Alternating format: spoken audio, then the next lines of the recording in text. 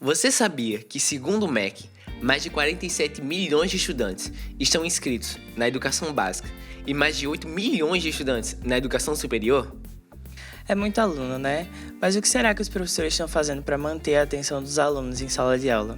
Bom, o professor Fábio Reis, do consórcio STEM Brasil, alerta que não é necessário apenas usar metodologias ativas, mas sim entender como a mente do aluno realmente funciona. E alguns tipos de metodologia para o sucesso são a personalização do aprendizado e o foco nos alunos e o uso da tecnologia. Para isso, os professores podem contar com uma nova ferramenta, a gamificação. Bora entender um pouquinho sobre ela? E esse é mais um episódio do nosso podcast, De Repente Ciência, um podcast feito pelos alunos de Comunicação e Mídias Digitais da Universidade Federal da Paraíba, que fala de ciência de uma maneira leve e simples. No episódio de hoje, vamos falar sobre a gamificação como método de ensino, que usa elementos de jogos como níveis e pontos para deixar o ensino mais envolvente. E para nos aprofundar no tema de hoje, a gente conta com a presença ilustre da Cláudia Cristina do Lago Borges, que ela é especialista em História e Pré-História e associada da Universidade Federal da Paraíba. E ela também tem a coordenação de projetos de pesquisa que levam à inovação no ensino da História. Oi, eu sou Luna Pedro. E oi, eu sou Miguel Mangueira. E eu, Cláudia Lago.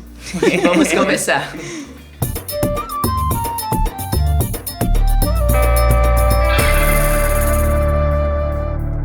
Bom, vamos lá. Para começar, Cláudia, eu queria que você falasse um pouquinho sobre como você escolheu essa área. Como é que você viu que a gamificação era um tema importante para ser estudado e queria entrar nessa área para explicar mais.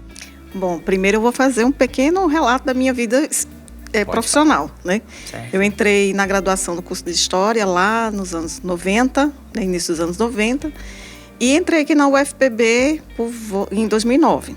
A minha formação inicial era na área de arqueologia, História e Arqueologia.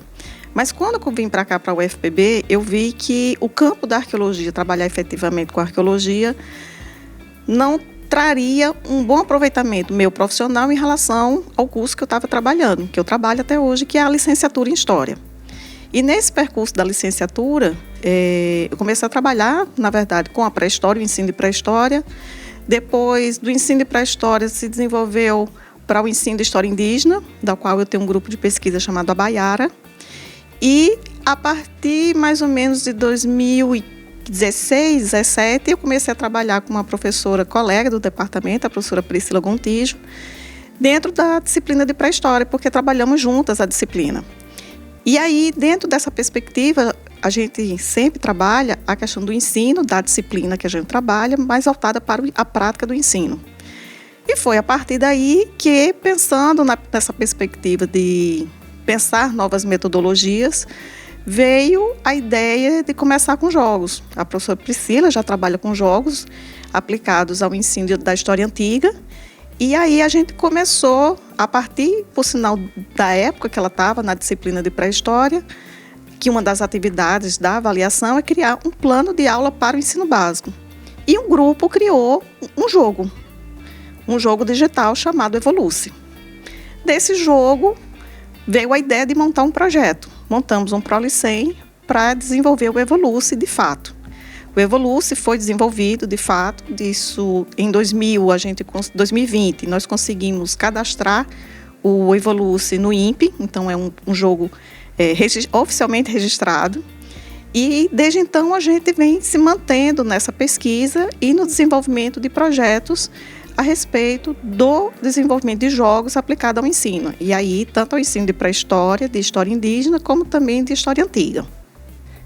Então, a gente começou falando sobre os elementos, né, que envolvem a gamificação, mas na prática, como é que a gamificação se desenvolve nesse âmbito mais educacional? Bom, em geral, as pessoas confundem um pouco o que seja gamificação. Então, para a gente entender, quando a gente pensa em jogos em sala de aula, a ideia do jogo em si, ele parte, é uma prática da dinâmica, da metodologia de trabalho do professor. Então, Todo mundo que passou por sala de aula no ensino básico sabe que sempre tem jogos, às vezes jogos mais simples, mas também jogos mais elaborados, direcionados para a questão do ensino em especial. Então, se a gente pensar desde um jogo de amarelinha, um jogo de dama, um jogo de dominó, e também outros jogos como, vamos lá, pensar num Kahoot, são jogos aplicados para a questão do ensino, que a gente chama de ensino-aprendizagem. Esses jogos, em geral, eles têm uma dinâmica mais fechada, ou seja, ele tem um objetivo, início, meio e fim. A gamificação é um processo. A gamificação é tudo aquilo que envolve dentro da dinâmica da aplicação de jogos. Ele tem finalidades, a gente pensa na gamificação início, meio e fim, sim. Só que a gamificação, ela vem dentro da perspectiva do processo em si. E a gamificação também sempre há aquela ideia errada, né, que a gente pode dizer assim, que achar que é só relativa a jogos digitais, e que não é. Então, um jogo de tabuleiro que é aplicado em sala de aula, ele pode também entrar nesse processo de entendimento da gamificação. E o jogo digital também. Então, para cada jogo aplicado, a gente precisa saber para que é o jogo, qual é o jogo, como ele vai ser aplicado, porque nem todo jogo é possível ser aplicado em sala de aula, especialmente se a gente pensar numa turma de 6º ano, uma turma de 40 alunos, vou dar um exemplo mais prático. A gente está desenvolvendo no projeto Prolicem um jogo de RPG para o ensino de pré-história. Aí então a gente faz, para tudo isso a gente tem um planejamento de como funciona, o que é que vai funcionar, elaboração de roteiro, pesquisa de material. A gente faz uma prévia do jogo, aplica, vê o que é que está dando certo, o que é que está dando errado, refaz. Só que a gente começa aqui na sala de aula, aqui, com os nossos alunos. E quando o modelo está mais ou menos fechado, a gente aplica no ensino básico, observa se dá certo para refazer. Então, a gente viu que jogos de RPG, determinado modelo de RPG, ele pode não ser aplicado em turmas de 6º ano. Tem que ser mais objetivo. Então, todo esse processo, que aí é que entra a chamada gamificação. Então, ele tem que ser pensado para quem vai usar, como vai ser usado, o tempo de uso, o tempo de aplicabilidade e, principalmente, a jogabilidade da proposta. Porque não é só o jogo pelo jogo. A gente não pode pensar a gamificação voltada para a educação apenas com o básico do lúdico, né? A questão da gamificação, ele é um processo de ensino-aprendizagem. E a gente tem que adequar isso da forma correta. Até porque não é só pela diversão, né? O objetivo principal é que eles realmente aprendam, né? Exatamente. Não, mas eu realmente dá pra entender porque, tipo, RPG não daria tão certo num grupo de 6º ano, porque criança já não... RPG é muito dado, muito negócio, você tem que prestar atenção na sua ficha e criança muito já não... Entrando nesse tema de criança, de faixa etária, você acha que a faixa etária ideal seria mais pra aprender com a gamificação? Poderia ser só mais pros jovens, já que, tipo, muito jovem gosta de jogo, gosta desse mundo de aprender brincando, mas também a gamificação poderia ser feita para os adultos, porque um exemplo que eu faço, eu curso inglês no Celeste para os adultos. Então tem pessoas de 18 a 20 anos, mas também tem de 30, de 40, 50. E toda vez que a professora falava assim, hoje a gente vai ter Kahoot, a sala virava uma animação inteira, ficava todo mundo competitivo falando, eu vou ganhar, eu vou querer. E a gente, toda vez que acontecia, a gente brincava, no meio do negócio, tava na tela, a gente falava, isso eu sei, aí marcava, e quando ganhava, a pessoa fazia festa. Então, tipo, você acha que realmente é efetivo para pessoas mais adultas? O jogo, em qualquer idade, ele é uma dinâmica de ludicidade, né? É sempre divertido, para qualquer idade, né? Então, como eu disse, a gente tem que saber adequar o lúdico ou o jogo de diversas formas. A gente, por exemplo, numa turma de adulto, você pode aplicar, por exemplo, mesmo que seja uma turma de EJA, você aplicar uma atividade tipo uma amarelinha com os alunos e ali em cada caixinha da amarelinha uma informação para que ele responda, para que o professor interaja com o aluno, vai ser super proveitoso, porque o processo da dinâmica do jogo, ele pode ser auxiliado também nesse processo de associação. Então, se a gente pensa, por exemplo, na questão da alfabetização, e na alfabetização trabalhar com dinâmicas a partir da brincadeira, se bem que o pessoal da pedagogia não tem turmas da pedagogia que não aceitam muito essa afirmação, mas se a gente assim, pensar no brincar e aprender, isso é possível para qualquer idade. Eu vou dar só alguns exemplos. Eu participo de cursos de formação com professores do infantil potiguara. E a gente sempre leva propostas de jogos ou propostas dinâmicas de aprendizagem. Como é a alfabetização, inclusive para o infantil, nós propusemos uma dinâmica que eles falaram que, dentro da cultura deles, a questão do catar castanha. Falei, por que não pega castanhas? Coloca, por exemplo, o alfabeto. Grupos, por exemplo, das vogais. Então, 10 castanhas com letra A, 10 com letra E e assim por diante. Pede para os meninos, joga no pátio e pede para os meninos apanharem. Então, eles vão associar a castanha com a letra, que cada grupo está pegando, e eles vão aprender também a contar, que eles vão saber que tem 10. Então, você está unindo aí 2 informações para o grupo. Eu faço aqui na minha disciplina de pré-história 2 atividades lúdicas.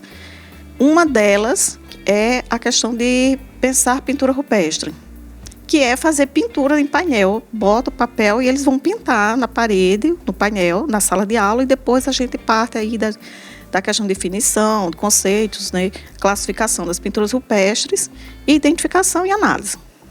Mas aquilo que parece um jogo de pintar é uma associação com o aprendizado.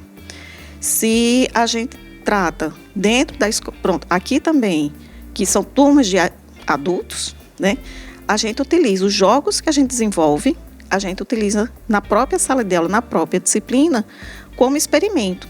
Então, no nosso caso, para o curso de formação, os nossos alunos, eles estão aprendendo a questão da gamificação, como é que ela é desenvolvida, como é que ela é aplicada. Eles estão aprendendo, associando o conhecimento, né, do próprio conteúdo, porque eles são, digamos assim, partícipes do jogo, e eles estão também aprendendo como isso se aplica na sala de aula. Então, a ideia, no caso da gente, é transformar esse conhecimento múltiplo para os alunos da licenciatura. Até porque eu creio que um dos maiores objetivos, né, da gamificação seja realmente fazer aprender, porque muita gente relata que quando você está apenas lendo muito ou vendo muita teoria assim, em texto, fica uma coisa meio maçante, né? Então, realmente, colocando na prática, assim, até como esse exemplo que você deu, trazendo mais perto da realidade da pessoa, faz com que a pessoa associe muito mais fácil do que se você tivesse só mostrando muita teoria e tudo mais para realmente que a pessoa aprenda, né? Exato. E é importante a gente dizer assim que, no caso do aluno que está na licenciatura, que vai trabalhar ou que almeja trabalhar com gamificação, não é só criar o jogo, inventar o jogo e aplicar. Ele tem um processo, precisa entender como isso se aplica. Então, e ter alguns cuidados que, por exemplo, a gente sempre tem que ver que a questão da gamificação, ela tem que ser inclusiva. Quando a gente tem um perfil hoje de alunos em que, em torno até às vezes de 10%, numa turma de 30 alunos, a gente tem pelo menos 2, 3 alunos com TDAH e com autismo, como é que se inclui esses alunos na gamificação? Então, a gamificação tem que pensar nesse processo de inclusão. Alguns é difícil, né? E eu já passei por essas experiências. Geralmente, quando vai se trabalhar com gamificação em sala de aula, seja de qualquer idade. E a experiência que Miguel passou, assim, fica muito movimentado, muito barulho, todo mundo quer fazer. Mas se a gente pega aluno e sabe que dentro da sala de aula tem aluno com, por exemplo, com autismo e que tem a sensibilidade auditiva, então o barulho pode ser prejudicial, então não vai surtir o efeito. Então, como é que a gente reverte isso? Então, o jogo, criar o jogo pelo jogo, ele não pode não ser funcional. Ao contrário. Ele, em vez de ser inclusivo, ele pode ser excludente. Então, é necessário pensar qual é a estratégia que vai ser aplicada dentro das necessidades do público que ela vai ser aplicada. Claro que todo jogo, quando a gente elabora, e esses jogos, principalmente que estão no mercado de maneira geral, eles não têm necessariamente esse pensar no público em específico. Você pega um tabuleiro de damas, um tabuleiro de xadrez ou um jogo de memória, é tudo a mesma coisa. Mas para o professor, ele pode pegar esse mesmo material e pensar como isso vai ser adequado ou se aplica nas especificidades que tem dentro dos alunos, da sua sala de aula. Então, gamificação, gente, não é só criar jogo e nem só brincar. É um processo de ensino, aprendizagem que envolve as práticas da metodologia do ensino, como também as questões psicológicas, neuropsicológicas. Verdade. Então tem que sempre se atentar a essas variáveis, né? Tanto Sim. a idade quanto o método que vai ser usado, as pessoas que vão ser atingidas, né, com esse método. Porque não pode, tem que ter muito cuidado, porque tem determinados tipos de jogos, inclusive alguns jogos mais antigos, em que não tinha essa preocupação, digamos, com a diversidade, né? Tanto a diversidade etária, a diversidade de gênero, a diversidade étnico-racial. Então, antigamente, tinha alguns jogos meio, né, sem, digamos assim, sem filtros. Uhum. E hoje em dia, a gente tem que ter muito cuidado com esses materiais, né? Claro que tem materiais também que, mesmo aplicados em sala de aula, e eu conheço alguns, que tem um jogo.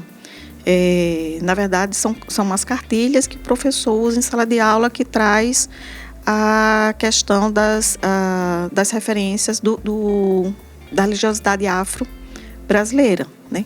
Então, tem lá todas as entidades e tal. Para algumas escolas, aplicar aquilo é completamente inviável, até por conta das características de religiosidade de outros alunos. Mas o professor tem que pensar também como trabalhar isso. A gente sabe também que a estrutura educacional no Brasil hoje é extremamente complicada, porque você tenta fazer, mesmo que o professor tenha a consciência, a disponibilidade e a percepção de trabalhar dentro do processo da diversidade e utilizando para isso a gamificação, vai se deparar com problemas tanto estruturais e ideológicos da própria escola como dos pais dos alunos. Então, isso realmente é um desafio.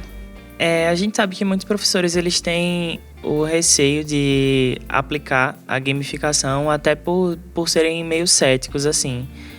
Então, eu queria saber como você faria para convencer um professor de que a gamificação realmente é efetiva, um professor mais cético, e quais seriam os primeiros passos a serem tomados quando há essa decisão? Então, a gamificação, a gente não tem como obrigar o professor a fazer. Assim como tem professor que usa quadro, tem professor que usa slide, tem professor que usa música, tem professor que usa vídeo, isso depende muito da autonomia do professor. Às vezes, a rejeição do professor de não trabalhar em relação a trabalhar com gamificação é até mesmo pelo não conhecimento de saber como é que funciona. Então, do mesmo jeito que a gente tem professores que realmente não trabalham com slides, até porque, não gosto, ou não trabalha, por exemplo, não se sente à vontade de trabalhar com aula virtual, a gamificação é a mesma coisa. Além de que a gente também tem que ter ciência de que a gamificação não é o único recurso que existe em sala de aula ou para a sala de aula. A gamificação não salva, não é a solução de todos os problemas. Vamos lembrar o seguinte, mais ou menos no início dos anos 90, foi quando começou as escolas, a ideia da informática começou a se popularizar, sai daqueles núcleos de pesquisa ou que usava internet, tarará, e aí a informatização, os computadores começaram a chegar nas casas. Começaram a chegar nas casas, crianças tinham curiosidade de mexer nos computadores dos pais, os pais, de certo modo, pressionam as escolas, que por sua vez pressionam o mercado, E aí a gente vê dentro dessa dinâmica, as escolas começam a adotar aulas de informática. Mas a aula de informática, na verdade, ela tinha meio que uma intenção. Era fazer com que os alunos, as crianças, mexessem no computador da escola e não de casa. E aí foi se popularizando a questão do ensino de informática. Ao longo dos anos, essas aulas de informática, elas tomaram outro caráter. Aí depois vieram as aulas de robótica, né, e assim por diante. E algumas escolas passaram também a adotar a questão de planejamento e criação de jogos na própria escola, né? A aula de informática, ela não é só mexer como é que liga, onde é que desliga, enfim, o que é um mouse e assim por diante. E aí, ao longo desse processo, o mercado também, principalmente o mercado de ensino, de cursos, começou a ofertar mais essa proposta de gamificação. Então, é comum você ver nas plataformas, de maneira geral, esses cursos que trabalham gamificação. Só que, mesmo assim, nem tudo isso chega para a escola. Nem tudo isso é acessível para o professor. Além de que o professor que está lá na escola, no ensino básico, seja ele de escola pública ou escola privada, a demanda que ele tem de diário, de preparar a aula, de cuidar de 40, 50 alunos dentro de uma sala, de planejamento escolar, etc., etc., pensar na gamificação, de ter que adotar ou ser obrigado a adotar a gamificação, ela é extremamente delicada, porque às vezes o professor não tem tempo para isso, ou o professor não sabe mexer, e como não sabe também não tem interesse, tem outras demandas, e aí dizer para o professor, faça, você é obrigado a fazer, apesar de que a resolução hoje, como a BNCC e a resolução do CNE de 2024, ela diz lá que na formação dos professores tem que ter o professor tem que dominar a questão do uso das tecnologias para aplicar em sala de aula, o que deixa implícito e até certo modo explícito mesmo, de que o professor tem que criar, desenvolver e aplicar tecnologias para a sala de aula. Como é que o professor vai fazer isso? Quando existem outras demandas que pressionam o professor para a sala de aula. Então, é difícil a gente dizer para o professor, aplique, crie e aplique, se ele não teve a formação. Então, a escola também não pressiona. Então, quando a gente está aqui, no caso, no campo acadêmico, que a gente desenvolve e leva para o professor, e esse professor é nosso aluno, ou é um egresso nosso, então ele tem um produto pronto que ele pode aplicar em sala de aula. Então, esse é um caminho mais fácil para ele. É uma coisa que facilita, mas não é o tradicional, né, que é passado. Então, como se tem uma demanda muito grande, eu conheço um pouco disso porque uma amiga minha, ela tá finalizando a licenciatura e ela começou a fazer o estágio e ela estava relatando como é alta a demanda. E ela mas ela tinha 2 turmas com 30 alunos mais ou menos. Então, um professor que tem ainda mais turmas, eu acho que é muito mais difícil, porque você já aprendeu de outra maneira. Então, para aplicar isso, realmente fica meio complicado. Isso, e a gente tem, quer queira, quer não, com todas as mudanças que foram feitas, né? E aí vamos pensar desde a década de 90 para cá, na questão do processo de formação, a nossa estrutura de formação ela ainda é muito tradicional. Né? Os nossos currículos são muito tradicionais. E há, de certo modo, uma preocupação tanto das formações das universidades públicas, até porque as faculdades privadas, de uma maneira geral, eles têm aquela formação mais imediatista. As formações que são dadas nas universidades federais ou nas universidades públicas, de maneira geral, elas são mais elas fogem da perspectiva daquilo do mercadológico, né? Ou do imediatismo. Então, a gente tem esses projetos, a gente desenvolve, a gente oferece para os alunos, oferece para o público lá fora, só que ainda falta mais, né? Só que a gente não pode também responsabilizar o professor que não aplica na sala de aula, a gente não pode responsabilizar a escola que não consegue desenvolver e incentivar o professor. É uma estrutura. Então, a gente tem que entender que tudo isso é um sistema. Nem todas as universidades do país, os cursos de licenciatura de ensino, as universidades públicas desenvolvem projetos na área de gamificação. São nichos. Então, do mesmo modo, se a gente tem aqui, a gente oferece e outro não oferece, então como é que isso se resolve? Então, não tem como pressionar ou até mesmo obrigar o professor que está na ponta na sala de aula a exercer a aplicabilidade dessa metodologia se para trás não teve estrutura.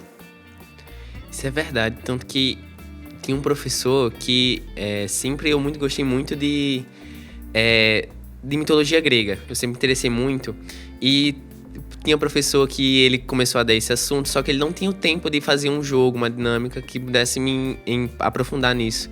E ele, para me ajudar nisso, ele até me indicou um jogo que é Hades, que não é focado em aprender sobre a mitologia, mas ele tem vários personagens e interações que já ensinam um pouquinho da mitologia grega. Então eu acho que eu vi isso um pouco nele, dele usando um pouquinho da gamificação, mesmo que não em sala de aula, mas ele oferecendo para mim, fala assim, se quer entender mais, olha isso daqui, isso parece interessante. Hoje em dia, e de modo geral, o mercado em si já traz muitas opções. E aí eu faço uma ressalva também com relação a jogos. Claro, vou falar da minha área, né, da área de história. Tanto jogos que a gente chama jogos de mesa ou jogos de tabuleiro, como também jogos digitais. Tem que ter muito cuidado, porque alguns jogos eles não têm a preocupação histórica. Então, se você pega um Civilization, o Age of Empires, esses jogos é aquele jogo da dinâmica, do jogo tal, mas o nível de anacronismo presente nesses jogos é muito grande. Então, tem jogos, inclusive jogos digitais, que está lá, vamos supor, é o soldado romano que está lutando com um cara com uma armadura medieval, né? Então, vai do 0 a 80, e às vezes, eu até já vi alguns memes, né, relacionados a essa questão de jogos, era o pessoal, né, imitação nessas encenações de batalhas, com a roupa de um soldado romano e o cara com essas armas de pente. É meio esquisito, né? Então, por isso que a gente tem que ter muito cuidado com o que está sendo ofertado. Claro, tem jogos com extrema responsabilidade no campo da história que traz essas percepções, mas tem outros que não. É verdade, tanto que esse Hades, por exemplo, realmente tem muita coisa que aparece, mas já o personagem principal, por exemplo, ele não existe na mitologia grega realmente. Os Agreus é o filho de Hades e de Perséfone, mas ele não existe na mitologia real, porque, tipo, Hades é a morte, então a morte não pode dar vida. Tipo, tem que saber diferenciar o que é de verdade, o que aconteceu, e o que é só pro jogo mesmo. Exatamente. Então, nesse tipo de situação, é importante a presença do professor, até para dizer, olha, onde é que está o erro? Né? Às vezes, o erro para ensinar também ajuda, né? Só que a gente tem que ter cuidado na sala de aula para que esses tipos de jogos não se tornem comum. Porque senão, eu faço uma comparação também com, por exemplo, aqueles vídeos de animação que a gente vê. A Era do Gelo, né? Ou o Bom Dinossauro. Vamos pegar o Bom Dinossauro. Os Flintstones. Então, quando eu trabalho pré-história, sempre nas primeiras aulas a gente aborda isso, né? Os mitos da pré-história. Então, os mitos da pré-história a gente tira pelos Flintstones, que eles são dinossauros com pessoas. O Bom Dinossauro também. A Era do Gelo é mais ou menos, né? Que aí, assim, um dos maiores absurdos da Era do Gelo é ver o esquilinho com a nós dividindo a Pangeia. Né? Então, assim, a gente tem que trabalhar com os alunos e dizer assim, não é bem assim, né? Com o jogo é a mesma coisa. Então, às vezes, com o erro, a gente pode trabalhar para desfazer, para identificar no jogo o que é que está de errado. E essa pode ser uma alternativa para o professor. Agora, Cláudia, a gente foi nas ruas saber sobre as maneiras das pessoas de aprender. E a gente vai passar agora para o De Repente nas Ruas. Ok. Tem quem aprenda lendo, assistindo vídeos e até mesmo jogando. No final das contas, cada um tem o seu jeito de aprender. Oi gente, De Repente Ciência está hoje no Shopping Mangabeira e a gente quer saber a opinião de vocês sobre formas de estudo. Qual foi a maneira mais diferente que você já utilizou para poder tentar aprender algo? Só pesquisa mesmo. Só se for alguma pesquisa e tal, é um método de... Acho que se denomina um método, né? Pesquisar em alguma fonte e tal. Acho que é isso. Acho que a maneira mais diferente foi através de jogos mesmo, ou através até de músicas, séries, tipo, para aprender outras línguas. A maneira mais diferente que eu fiz foi fazer mapas mentais. Mapas mentais, fazia lá os esquemas no computador mesmo, e aí eu tentava relacionar o conteúdo com questões de exercícios que eu fazia. A minha forma, ela é bem tradicional para mim, né, que eu gosto, tanto é que eu tô na livraria, eu gosto, por exemplo, se eu tiver alguma dificuldade de entender o que tá ali naquele capítulo, eu escrevo as minhas dúvidas sobre aquele capítulo, eu volto nele, releio ele, e aí eu vou retirando todas aquelas dúvidas que eu tinha, anotando o que eu tô descobrindo a partir daquele capítulo mesmo. Então, é a pesquisa, realmente. Você já usou, tipo, jogos, tipo Duolingo, algo assim, que você acha que você aprendeu algo, que você utilizou para realmente aprender? Atualmente eu utilizo um aplicativo, que é um joguinho que eu aprendo inglês, mas também eu já joguei outros jogos que aprendi mitologia grega, joguei God of War, aprendi bastante, dentre outras, tipo Sudoku, dá para aprender estratégia, jogos de memória para ativar a memória também. Nunca usei não. O Duolingo eu já usei sim. Inclusive eu ainda uso de vez em quando, que é bem interessante, que a gente dá para aprender várias línguas de forma prática assim, e é bem fácil mesmo. E no caso, você diria que realmente é efetivo os jogos para poder estudar? Eu acredito que sim, inclusive meu filho, que é atípico, eu coloco ele para jogar alguns jogos, para fixar algumas cores, animais e sons dentro do cérebro.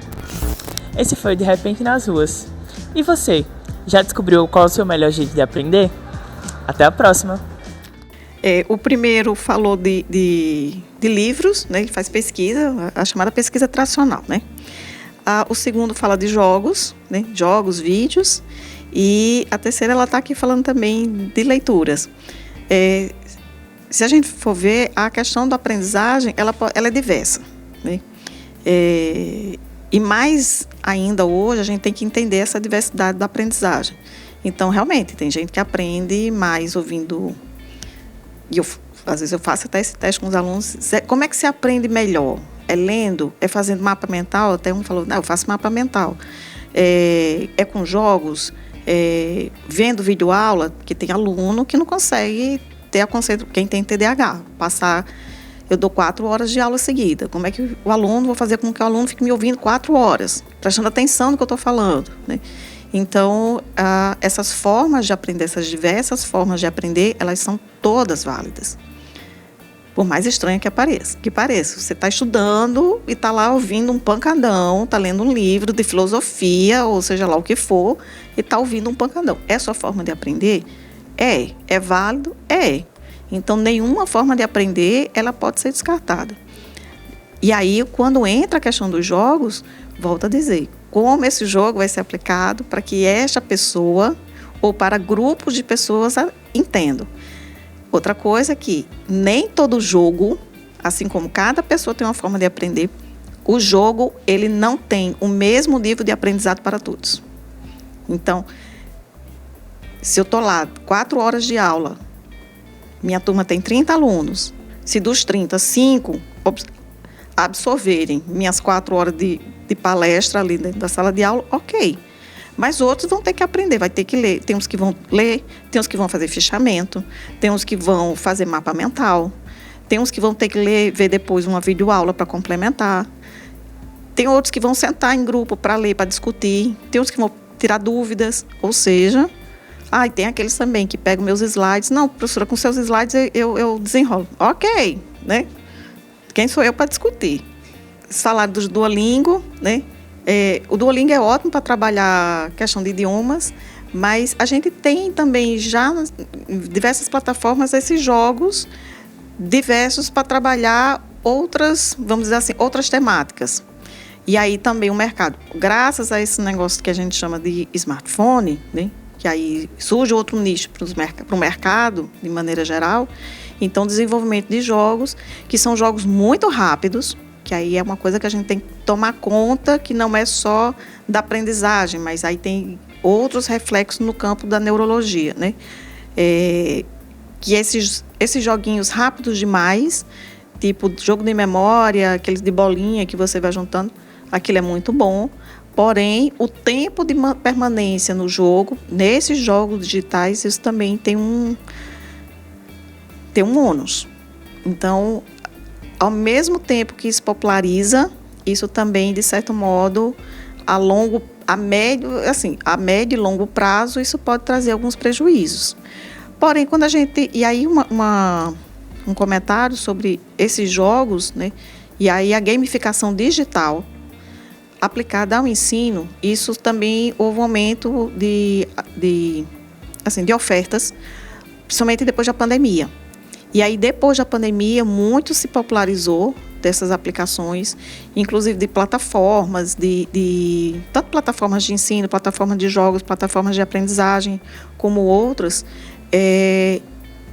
Quando a gente olha, e aí voltando, que a gente tinha falado anteriormente sobre a questão do professor usar, tem uma outra questão que é a parte estrutural da escola. A gente está numa pesquisa de que